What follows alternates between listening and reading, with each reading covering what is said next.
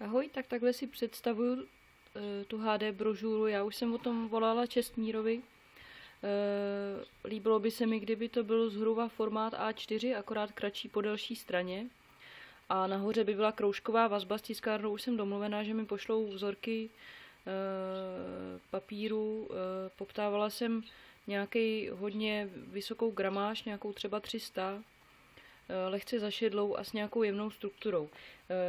Co se týká toho layoutu té brožury, tak moje představa byla, a projednávala jsem to i s Česmírem, že by se to založilo na ozubených kolečkách nebo jakoby převodovce a výsekách do toho papíru. Takže vlastně ze zhora na obálce by byly vyseknutý ty kolečka. A každá ta barva vlastně představuje jednu tu sekci. To znamená, tady to je recyklace, to je energetika a to je Šumava. Takže ze zhora by bylo vidět, myslím, jakoby z té obálky by bylo vidět veškerý ty sekce, protože by byly vyseknutý. Tadyhle by byl nějaký úvod, tady by byly vyseklý všecky.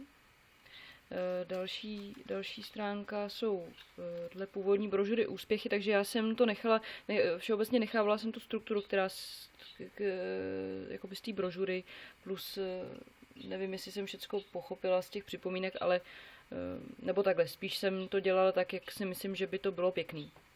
Potom, co se týká těch úspěchů, tak mi přišlo zajímavý, že by se vlastně ty kolečka, ty kolečka, které tam máme, těch sekcí, už těch úspěchů týkaly. Nevím, jestli to je možný, jestli třeba ještě Duha v předešlé době nedělala něco, co by tady vlastně neinzerovala, ale přišlo mi to dobrý, že vlastně to jakoby uceluje celou tu práci Duhy za celou dobu.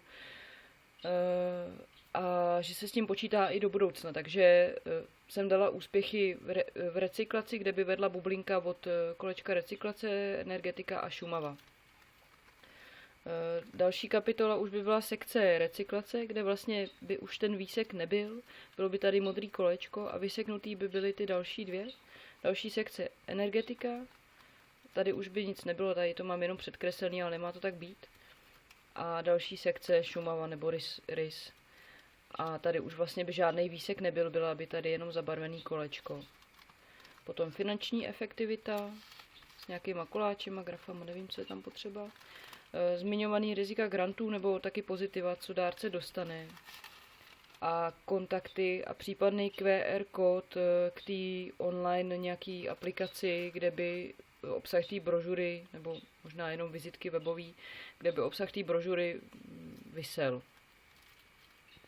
Zbytek teda popíšu nějak v tom designu, co vytvořím na počítači a pošlu mailem. Zatím ahoj.